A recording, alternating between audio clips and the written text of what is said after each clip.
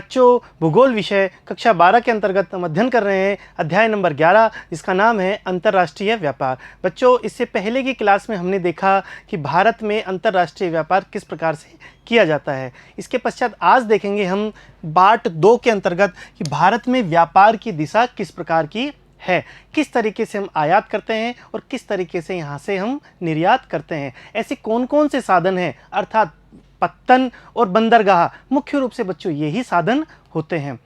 बच्चों, व्यापार करने के लिए या तो हम सड़क के द्वारा, सड़क यातायात के से व्यापार करेंगे, ठीक है बच्चों, या फिर हम पत्तन के द्वारा, जल परिवहन के द्वारा व्यापार करेंगे, या फिर वायु मार्गों के द्वारा हम व्यापार करेंगे। एक स्थान से दूसरे स्थान पर सामानों को कैसे भेजेंगे या कैसे आयात करेंगे, किस प्रकार से करेंगे बच्चों, या तो सड़क से करेंगे, या फिर पत्तनों के द्वारा जल परिवहन से करेंगे, या फिर वायु मार्गों के द्वारा हम वायुयानों से एक स्थान से दूसरे स्थान पर व्यापार करेंगे। तो बच्चों, अंतर्राष्ट्रीय व्यापार के लिए कुछ शर्तें होती है, कुछ आवश्यक तत्व होते हैं, जैसे कि यदि हमारे पड़ोसी देश सड़क यातायात से जुड़े हुए हैं तो वहाँ मुख्यतः सड़क यातायात या रेल यातायात का भी प्रयोग हम कर सकते हैं। इस प्रकार से यदि भारत के संदर्भ में बात करूं बच्चों, तो भारत के संदर्भ में जो हमारे पड़ोसी है, जो स्थल सीमा पर पड़ोसी है, जैसे कि पाकिस्तान है, चीन है, नेपाल है, भूटान है, बांग्लादेश है और म्यांमार है। इस तरीके से बच्चों ये देश कहाँ पर है, स्थलीय पड़ोसी है। इन देशों के साथ जो हमारी सीमा बन रही है वो स्थल पर है। एक स्थान से दूसरे स्थान पर हम किस तरीके से जा सकते हैं, सड़क के द्वारा भी जा सकते हैं और रेल के द्वारा भी जा सकते हैं, व्यापार कर सकते हैं। परंतु बच्चों, जो दूर है, जो समुद्र के पार है, उन क्षेत्रों से हम व्यापार कैसे करेंगे, तो उसके लिए हमारे लिए या तो जल परिवहन या फिर वायु परिवहन के द्वारा हम इन देशों से या इन क्षेत्रों से व्यापार कर सकते हैं। ठीक है बच्चों, तो यहाँ पर हम इसी तरीके से चीज़ देखेंगे।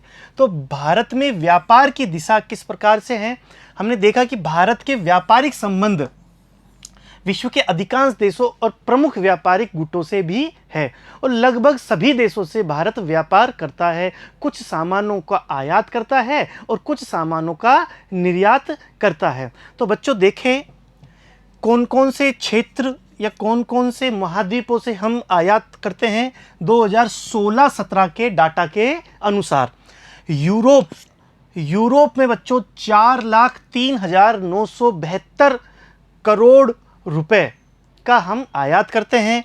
अफ्रीका की यदि मैं बात करूं बच्चों तो मात्र 19,332 करोड़ रुपए। उत्तरी अमेरिका से हम 1,95,000 करोड़।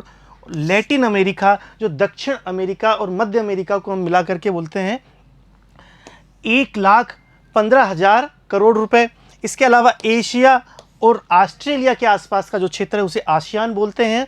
तो एशिया और आसियान से 15,44,000 करोड़ रुपए का हम आयात करते हैं। तो इंपोर्ट बच्चों, आयात हम सर्वाधिक कहां से करते हैं, बिल्कुल सही, एशिया और ऑस्ट्रेलिया से आसपास जो देश है जिसे हम आसियान बोलते हैं, तो एशिया और आसियान से सर्वाधिक मात्रा में बच्चों हम आयात करते हैं। कितना, 15,44,000 करोड़ रुपए। ठीक है, इसके पश्चात बात करूं तो यूरोप 4 लाख करोड़ रुपए के आसपास। ठीक है बच्चों, इसके पश्चात उत्तरी अमेरिका, फिर लैटिन अमेरिका और अफ्रीका से सबसे कम आयात हम करते हैं, क्योंकि बच्चों अफ्रीका को अंध महाद्वीप भी कहते हैं। इसमें अभी विकास की संभावनाएं ज़्यादा है, विकास नहीं हो पाया है, इस वजह से यहाँ से हम आयात कम करते हैं। ठीक है बच्चों, तो इस प्रकार से हमने देखा कि अलग अलग क्षेत्रों से हम किस प्रकार से आयात करते हैं। अंतर्राष्ट्रीय व्यापार में अपनी हिस्सेदारी बढ़ाने के लिए भारत निम्न प्रकार के उपाय कर रहा है। पहला है आयात उदारीकरण। अंतर्राष्ट्रीय व्यापार में किस प्रकार से हम अपनी हिस्सेदारी बढ़ाएं, इसके लिए हम निम्न उपाय कर रहे हैं। पहला है आयात उदारीकरण। आयात में किस प्रकार से हम उदार हो जाएं, किस प्रकार की नीतियां अपनाएं जिससे कि आयात में उदारीकरण हो सके और ज़्यादा मात्रा में आयात निर्यात या फिर यूँ कहूँ व्यापार हो सके। दूसरा है बच्चों आयात करों में कमी। जो कर, टैक्स जो लगाए जाते हैं, जो इंपोर्ट टैक्स लगाए जाते हैं, उनमें कमी किस प्रकार से हम कर सकते हैं, इन पर भी हम कार्य कर रहे हैं। डी लाइसेंसिंग, जो लाइसेंस लिए जाते हैं बच्चों, कुछ टॉपिक या कुछ सेक्टर ऐसे हैं जहां पर हमें काम करने के लिए लाइसेंस लिए जाते हैं, तो उन लाइसेंस लेने की जो अनिवार्यता है उनको बंद कर देना या न्यूनतम स्तर पर उनको ला देना, सबसे कम स्तर पर उनको ला देना, जिससे कि लाइसेंस या इंस्पेक्टर राज जैसी समस्याओं से छुटकारा मिल सके। और अगला है पेटेंट में बदलाव। बच्चों, विशेष रूप से प्रक्रिया से संबंधित और उत्पाद से संबंधित जो पेटेंट होते हैं, पेटेंट क्या होते हैं बच्चों? पेटेंट होते हैं कि कोई भी हम काम करते हैं या कोई भी बच्चों नया हम काम करें, नई वस्तु का निर्माण करें या उसकी कोई प्रोसेस हो, ठीक है, या कोई नई तकनीक हो, जो इजाद करता है, ठीक है, जो इजाद करता है बच्चों, उसको अधिकार दे दिया जाता है जिससे कि उसको प्रोत्साहन मिल सके। जैसे कि मैं बात करूं, कोरोना का समय चल रहा है, कोरोना के समय में यदि किसी ने कोरोना की दवाई इजाद करी या फिर इसका टीका इजाद किया, तो जो व्यक्ति या जो संस्था ये काम करेगी उसको उसका पेटेंट दे दिया जाएगा। उसी प्रकार से कोई नई तकनीक हो रही है या नई कोई चीज़ों का निर्माण हो रहा है, तो जो संस्था या जो व्यक्ति उसका इजाद करेगा या उत्पादन करेगा या उसका निर्माण करेगा, सबसे पहले वो पेटेंट कराएगा, और पेटेंट जिस व्यक्ति को मिल जाता है, अर्थात जिस व्यक्ति को उसका अधिकार मिल जाता है, वो ही उसका मालिक हो जाता है। वो चाहे उसको बेचे, कितने भी रुपए में बेचे, और या फिर अपना स्वयं का उत्पादन करे। तो जो पेटेंट होता है वो कई प्रकार से हो सकता है, प्रक्रिया में भी हो सकता है, उत्पाद में भी हो सकता है। तो उस प्रकार के जो पेटेंट है उसमें थोड़ी ढील दी जाए, जिससे उसमें बदलाव करे जाएं, जिससे कि व्यापार में सहूलियत हो सके। तो इस प्रकार से बच्चों हमने देखा कि अंतर्राष्ट्रीय व्यापार में किस प्रकार से हम अपनी हिस्सेदारी बढ़ा सकते हैं। इसके पश्चात है बच्चों कि जमीनी रूप से जुड़े पड़ोसी देश। जमीनी रूप से पड़ोसी देश हमारे कौन कौन से जुड़े हैं? जैसे कि पाकिस्तान है, नेपाल है, भूटान है, बांग्लादेश है, म्यांमार है और चीन है, तिब्बत वाला हिस्सा।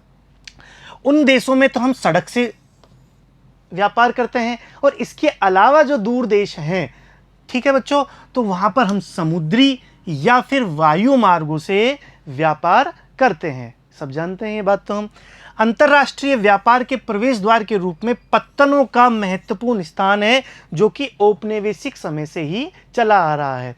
बच्चों, पत्तन या बंदरगाह मैं कहूँ तो पत्तन या बंदरगाह ये उसी तरीके से काम करते हैं जैसे हमारे घरों में जो हमारा दरवाज़ा काम करता है बाहर जाने के लिए या आने के लिए। उसी प्रकार से जो पत्तन या बंदरगाह होते हैं वो देश में सामान लाने के लिए, इसे कहूँ आयात करने के लिए या निर्यात करने के लिए। वो कौन होता है, वो कहाँ से होता है? वो पत्तनों के द्वारा होते हैं, बंदरगाहों के द्वारा होते हैं। उसी प्रकार से जिस प्रकार से हम घर से बाहर यदि हमें जाना है तो गेट से होकर के ही जाना पड़ेगा, और यदि घर के अंदर जा रहे हैं तो वो गेट से होकर के ही आते हैं। उसी प्रकार से यदि देश में सामान आएंगे या व्यक्ति आएंगे जल परिवहन के द्वारा, तो बंदरगाह से ही आएंगे। ठीक है बच्चों, तो पत्तनों का स्थान बहुत महत्वपूर्ण है। वो पत्तन कहाँ पर है, किस क्षेत्र में है, उनकी उपयोगिता कितनी है, ये चीज़ यहाँ पर अपनी बहुत इम्पोर्टेंट है। और ये बच्चों आज से नहीं, औपनिवेशिक समय जब से हमारे यहाँ पर यूरोपीय शक्तियाँ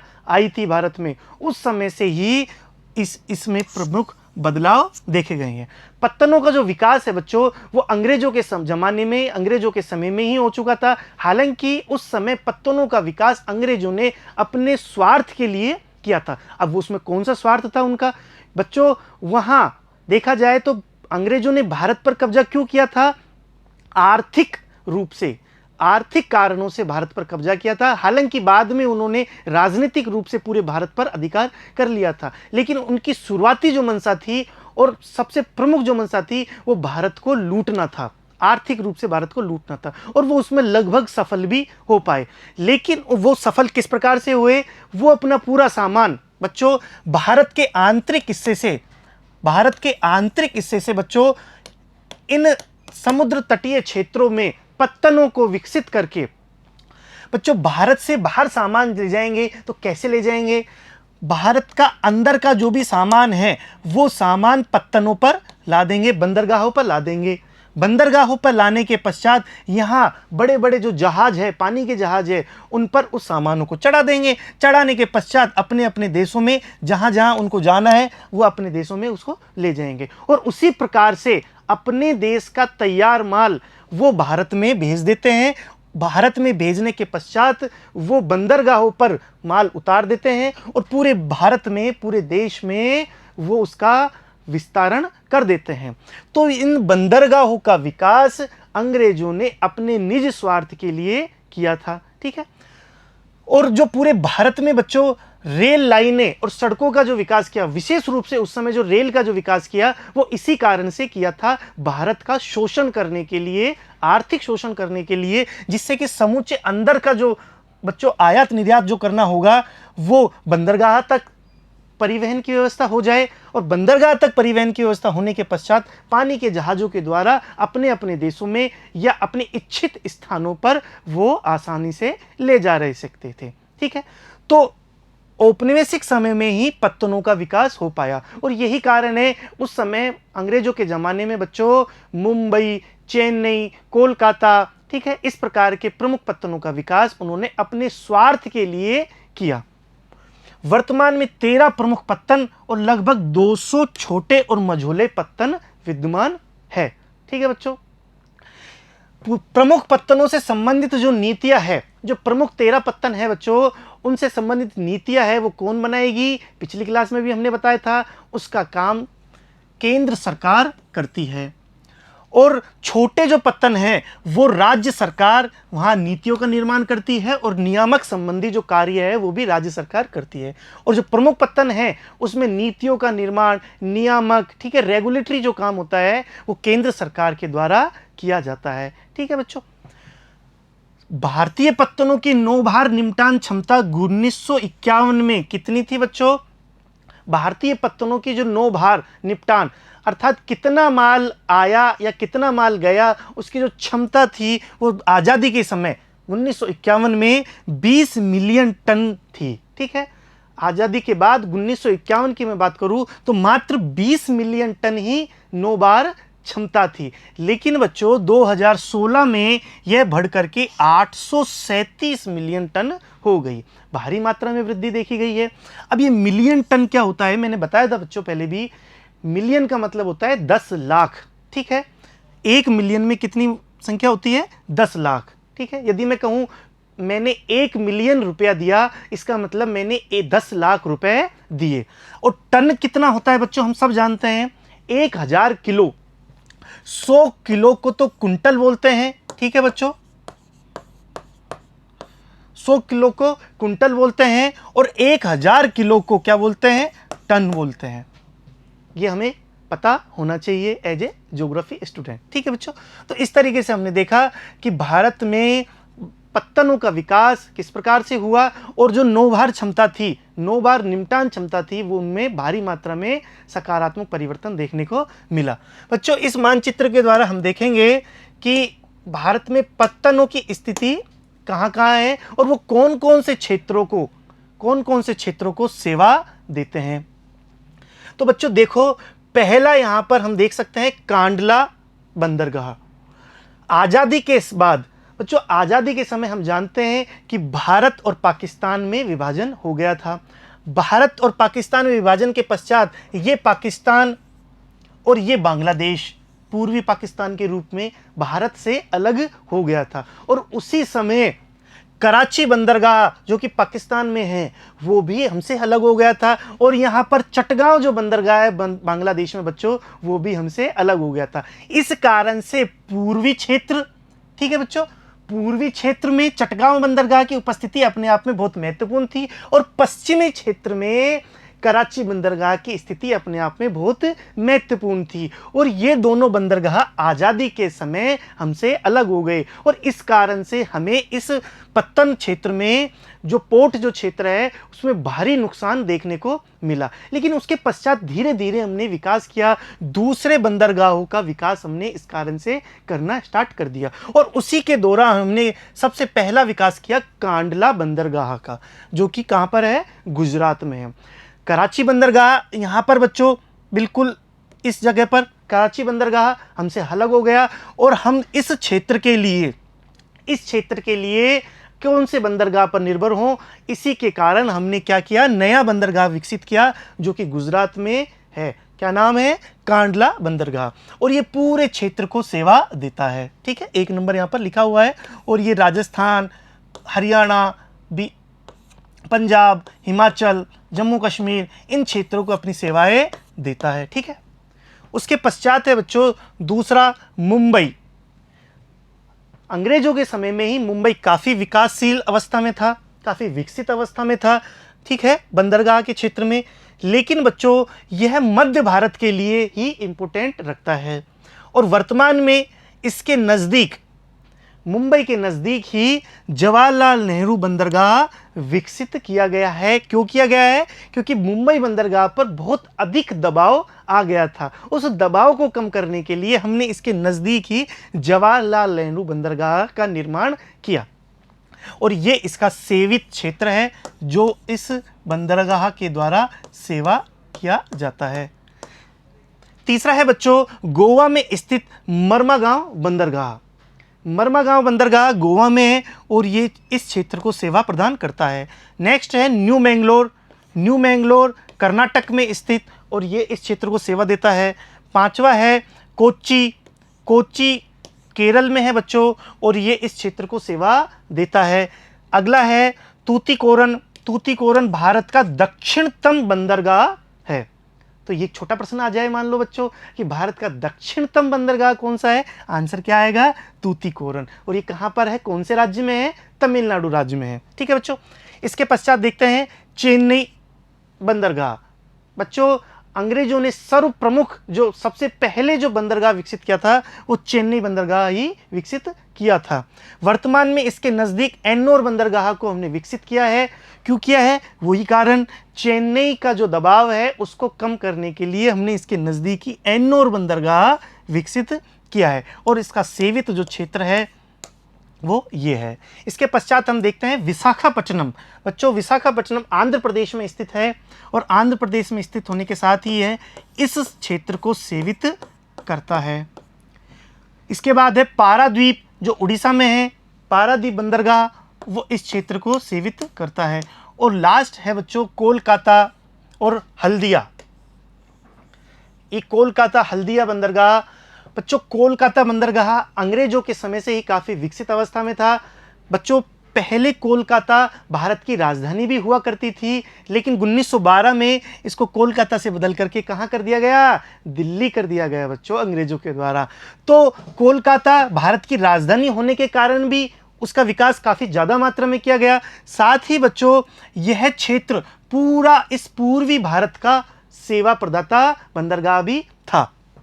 ठीक है, तो वर्तमान में कोलकाता गाद की समस्या झेल रहा है। गाद ज़्यादा आती है, इस वजह से ये बंदरगाह बिल्कुल समाप्त प्राय हो चुका है और इसके लिए हमने हल्दिया बंदरगाह जो इसके नज़दीक है उसको विकसित कर लिया है और इसका जो सेवित क्षेत्र है वो काफ़ी बड़ा है। ठीक है, ये पूरा नॉर्थ ईस्ट क्षेत्र भी इसी में शामिल होता है। इसके बाद हम देखते हैं बच्चों कि पूरे भारत में किस प्रकार से पोर्ट या बंदरगाह विकसित है और कौन कौन से क्षेत्रों को अपनी सेवाएं देते हैं। आइए एक एक बंदरगाह की हम बात करते हैं।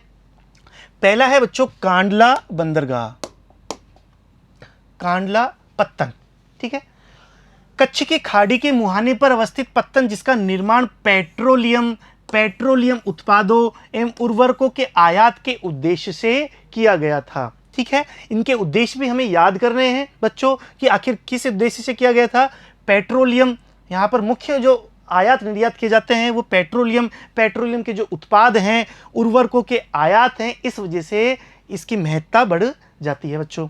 देश के पश्चिमी और उत्तर पश्चिमी भाग की ज़रूरतों को पूरा करना तथा मुंबई पत्तन पर दबाव घटाने के लिए इसका विकास भी किया गया। तो एक कारण तो कराची बंदरगाह से अलग होना था हमारे भारत से। ठीक है, और दूसरा कारण क्या था? इस पूरे क्षेत्र को सेवा प्रदान करना और पेट्रोलियम हब के रूप में बच्चों जामनगर और उसके आसपास का जो क्षेत्र है गुजरात, हमने देखा पाइपलाइन का जब अध्ययन कर रहे थे तो उस क्षेत्र में काफ़ी ज़्यादा मात्रा में पेट्रोलियम एक हब के रूप में उभरा है और दुनिया की सबसे बड़ी रिफाइनरी के रूप में जामनगर रिफाइनरी स्थापित हुई है।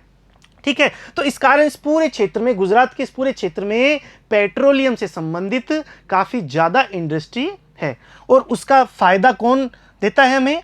कांडला पत्तन हमें इसका लाभ प्रदान करता है। ठीक है, इसके पश्चात में बात करूं बच्चों, दूसरा है मुंबई पत्तन। जैसा कि हमने देखा मुंबई पत्तन कैसा है, एक प्राकृतिक पत्तन है। बच्चों भारत के जो पूर्वी पत्तन है, विशेष रूप से पूर्वी जो पत्तन है वो प्राकृतिक पत्तन नहीं है और पश्चिमी जो पश्चिम तट पर है, ठीक है बच्चों, ये पूर्वी तट है और ये पश्चिमी तट है। तो पश्चिमी तट पर जो बंदरगाह है वो कैसे हैं? अधिकांश प्राकृतिक पत्तन है। अब ये क्या है बच्चों? लाभ वाली भी हैं, अर्थात यहाँ पर गाद नहीं जमती। क्यों नहीं जमती? क्योंकि यहाँ पर एस्चुरी बनती है। जो नदियाँ जाती है बच्चों, वो नदियाँ एस्चुरी का निर्माण करती है। ठीक है, और जो पूर्वी भाग है भारत का, वो पूर्वी भागों में डेल्टा का निर्माण किया जाता है और डेल्टा क्या करता है? अपनी गाद को आगे तक ले जाता है इस प्रकार से। ठीक है, और गाद यदि आगे तक ले जाते हैं तो बंदरगाह पर गाद जम जाती है और वहां पर बच्चों जो बड़ी बड़ी नावें हैं या बड़े बड़े जो जहाज है उनको आने में समस्या होती है गाद जम जाने के कारण। इसलिए भारत में पूर्वी क्षेत्र के बजाय जो पश्चिमी तटों पर, पूर्वी तटों के बजाय जो पश्चिमी तटों पर जो पत्तन है, जो बंदरगाह है, वो प्राकृतिक हैं। वहाँ पर गाद की समस्या नहीं रहती। क्यों नहीं रहती बच्चों? क्योंकि यहाँ पर एस्चुरी का निर्माण होता है। जो नदियाँ है, 11वीं क्लास में हमने पढ़ा था कि जो नदियाँ है पश्चिमी तट पर एस्चुरी का निर्माण करती है और पूर्वी तट पर डेल्टा का निर्माण करती है। इस वजह से पूर्वी तट के जो पत्तन है वो कृत्रिम है, अधिकांश बंदरगाह। ठीक है, और जो पश्चिम के हैं वो अधिकांश कैसे हैं? प्राकृतिक हैं। ठीक है, और इनमें ज़्यादा समस्या नहीं आती और इनमें समस्याएं ज़्यादा रहती है। और हमने कोलकाता बंदरगाह के रूप में देखा था कि वहाँ ज़्यादा गाद इकट्ठा हो रही है डेल्टा निर्माण के कारण। तो बच्चों ये प्राकृतिक बंदरगाह है मुंबई वाला, जहाँ से देश का सर्वाधिक विदेशी व्यापार किया जाता है। देश का सर्वाधिक विदेशी व्यापार जो किया जाता है वो कहाँ से किया जाता है? मुंबई पत्तन से किया जाता है। नाहवा शेवा नामक स्थान पर संपन्न होता है। ये कहाँ पर है मुंबई पत्तन? नाहवा शेवा नामक स्थान पर। यहाँ 54 गोदियाँ तथा देश का विशालतम टर्मिनल स्थित है मुंबई बंदरगाह पर। इसके बाद मैं देखूँ जवाहरलाल नेहरू पत्तन, ये कहाँ पर है? ये मुंबई पत्तन के बिल्कुल पास में है। मुंबई पत्तन पर यातायात के दबाव को कम करने के उद्देश्य से निर्मित किया गया है। यह भारत का विशालतम कंटेनर पत्तन है। सबसे ज़्यादा जो कंटेनर बच्चों कोई कहीं पर आते हैं, जाते हैं, व्यापार किए जाते हैं, वो कहाँ पर किए जाते हैं? जवाहरलाल नेहरू पत्तन पर किए जाते हैं। ठीक है बच्चों, इसके पश्चात देखते हैं अगला मरमा गांव। कहाँ पर, कौन से राज्य में है? गोवा राज्य में है। गोवा राज्य में जुआरी नदी के मुहाने पर, कौन सी नदी? जुआरी नदी के मुहाने पर अवस्थित एक प्राकृतिक बंदरगाह है, पश्चिमी तट पर है। ठीक है, कोंकण रेलवे ने इस पत्तन के पृष्ठ प्रदेश में महत्वपूर्ण विस्तार किया है। बच्चों कोंकण रेलवे, हम रेलवे जब अध्ययन कर रहे थे वहां पर मैंने बताया था कि कोंकण जो रेलवे है ये पूरे क्षेत्र में, यहाँ पर बच्चों इस पूरे क्षेत्र में इसने विकास किया है। और मरमा गांव जो यहाँ पर स्थित है गोवा में, मरमा गांव का जो ये क्षेत्र है इसका आयात निर्यात या जो व्यापार है बच्चों वो कोंकण रेलवे के द्वारा किया जाता है। बच्चों पत्तन में व्यापार करना तभी सार्थक होगा, ये बात ध्यान कर लेना है कि कोई पत्तन है, यहाँ पर पत्तन का माल आ गया, ठीक है, आयात हो गया। यदि हमने देश के आंतरिक हिस्सों में जहाँ पर हमें माल पहुँचाना है, यदि हम वहाँ पर माल नहीं पहुँचा सकते तो इस पत्तन की उपयोगिता शून्य हो जाएगी। तो पत्तन की उपयोगिता तभी होगी बच्चों जब वहाँ पर आंतरिक हिस्सों में हम सामानों को पहुँचा सके। तो यहाँ पर मरमा गांव जो पत्तन था उसके मामले में यही हुआ। पहले जब कोंकण रेलवे नहीं था तब मरमा गांव पत्तन की इंपोर्टेंस कम थी क्योंकि हम देश के दूसरे क्षेत्रों में यहाँ से माल नहीं पहुँचा सकते थे। लेकिन जैसे ही कोंकण रेलवे का विकास हुआ, हम जानते हैं बच्चों कोंकण रेलवे का जो विकास है वो बहुत अचंभित करने वाला मामला है। कैसे? क्योंकि यहाँ पर विभिन्न प्रकार के जो पहाड़ है, ठीक है, पश्चिमी घाट के, नदी है विभिन्न प्रकार की, और इसमें सैकड़ों की तादाद में पुल, ठीक है, उसमें सुरंगें, इस प्रकार की चीज़ों का निर्माण हुआ, वो अचंभित करने वाला है। और उसके निर्माण के पश्चात जब कोंकण रेलवे का निर्माण हो गया तो मरमा गांव जो बच्चों पत्तन था उसकी इम्पोर्टेंस बढ़ गई, ठीक है, उसकी उपयोगिता बहुत ज़्यादा बढ़ गई थी। अगला है न्यू मैंगलोर पत्तन। कौन से राज्य में है बच्चों? ये कर्नाटक राज्य में है। कर्नाटक राज्य में स्थित यह पत्तन लौह अयस्क तथा लौह सांद्र धातुओं के निर्यात की आवश्यकताओं को पूरी करता है। बच्चों इस क्षेत्र से किस प्रकार का निर्यात होता है? लौह अयस्क का मुख्य रूप से निर्यात किया जाता है। उर्वरकों, पेट्रोलियम उत्पाद, खाद्य तेलों, कॉफी, चाय, कागज, सूत, सीरा, ग्रेनाइट, पत्थर आदि का निपटान भी यहाँ पर किया जाता है, ठीक है। तो यहाँ पर इन चीज़ों का व्यापार विशेष रूप से किया जाता है, क्योंकि हमने देखा बच्चों कि कॉफ़ी जैसी चीज़ें कर्नाटक में अधिक मात्रा में होती है, चाहे आयात करना हो चाहे निर्यात करना हो, ठीक है बच्चों। इसके पश्चात देखते हैं बच्चों हम कि कोच्चि पत्तन। कोच्चि पत्तन कहाँ पर है? बिल्कुल सही, केरल राज्य में है।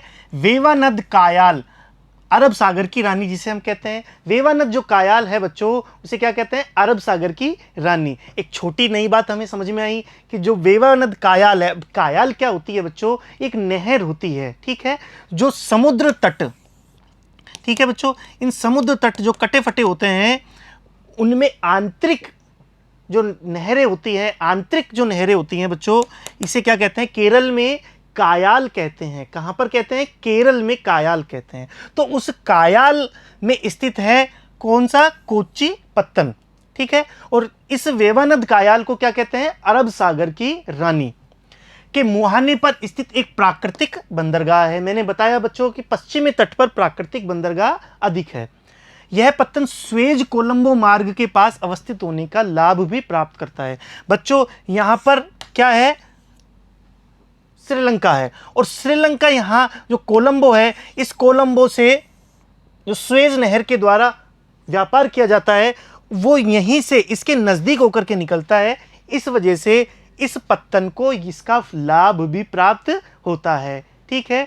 यदि मैं इस तरीके से बात करूं कि जयपुर से दिल्ली जा रहे हैं, तो जयपुर से दिल्ली जाते समय गुड़गांव बीच में आ रहा है बच्चों, तो गुड़गांव को भी उस रास्ते का लाभ प्राप्त होगा। तो उसी तरीके से कोलंबो से कहाँ, यदि हम स्वेज नहर से आगे यूरोप आदि में जाते हैं तो उस क्षेत्र को लाभ प्राप्त होगा, ठीक है। इसके बाद देखते हैं बच्चों कोलकाता पत्तन। कौन से राज्य में है? पश्चिम बंगाल राज्य में है। तो हुगली नदी पर बंगाल की खाड़ी से 128 किलोमीटर स्थल में अंदर की ओर स्थित भारत का यह महत्वपूर्ण बंदरगाह है। 128 किलोमीटर अंदर है, ठीक है बच्चों। कौन सी नदी पर? हुगली नदी पर। इस पृष्ठ प्रदेश में पूर्वी तथा पूर्वोत्तर भारत के अलावा नेपाल, भूटान के अलावा जैसे स्थल रुद्ध पड़ोसी देशों को भी सुविधा प्राप्त होती है। तो न केवल पूर्वी क्षेत्र बच्चों, बल्कि उत्तर पूर्वी क्षेत्र और जो हमारे पड़ोसी जो देश हैं जैसे कि भूटान है, नेपाल है, जो कि कैसे हैं? लैंड लॉक है, अर्थात स्थल रुद्ध है। यह समुद्री तटों पर स्थित नहीं है, इसलिए यहाँ व्यापार नहीं कर सकते इन देशों से। तो ये क्या करते हैं? ये भारत से सहायता प्राप्त करते हैं और भारत से ही इनके यहाँ पर माल आता और जाता है, ठीक है। तो वो कौन करता है यहाँ पर? कोलकाता पत्तन इनको सेवाएं देता है, ठीक है। इसके पश्चात है बच्चों हल्दिया पत्तन, जो कहाँ पर है? कोलकाता के समीप ही स्थित है। कोलकाता से 105 किलोमीटर अंदर अनुप्रवाह पर अवस्थित बंदरगाह, जो कोलकाता बंदरगाह पर यातायात के दबाव को कम करने के उद्देश्य से निर्मित किया गया है। मैंने बताया था बच्चों कि कोलकाता के समीप हल्दिया पत्तन है। कोलकाता बंदरगाह के यातायात जो दबाव है उसको कम करने के लिए किया गया। साथ ही बच्चों कोलकाता जो बंदरगाह है वो गाद की समस्या से भी जूझ रहा है और उस समस्या के कारण उसकी उपयोगिता लगातार रूप से कम होती जा रही है। इस कारण से हल्दिया पत्तन को विकसित किया जा रहा है। नेक्स्ट है बच्चों पारादीप पत्तन। महानदी तट पर, कौन सी नदी पर? महानदी पर स्थित भारत का सबसे गहरा बंदरगाह है। तो ये एक छोटा प्रश्न बन जाए बच्चों कि भारत का सबसे गहरा बंदरगाह कौन सा है? बिल्कुल सही, पारादीपत्तन भारत का सबसे गहरा बंदरगाह है। इसे मुख्य रूप से बड़े पैमाने पर लौह अयस्क के निर्यात के लिए निपटान विकसित किया गया है। हम जानते हैं बच्चों, उड़ीसा, छत्तीसगढ़, झारखंड, इस क्षेत्र में लोहा कोयला अधिक मात्रा में मिलता है, तो उस क्षेत्र को सेवा कौन देगा? पारादीपत्तन देगा। ठीक है बच्चों, इसके पश्चात हम देखते हैं विशाखापट्टनम पत्तन।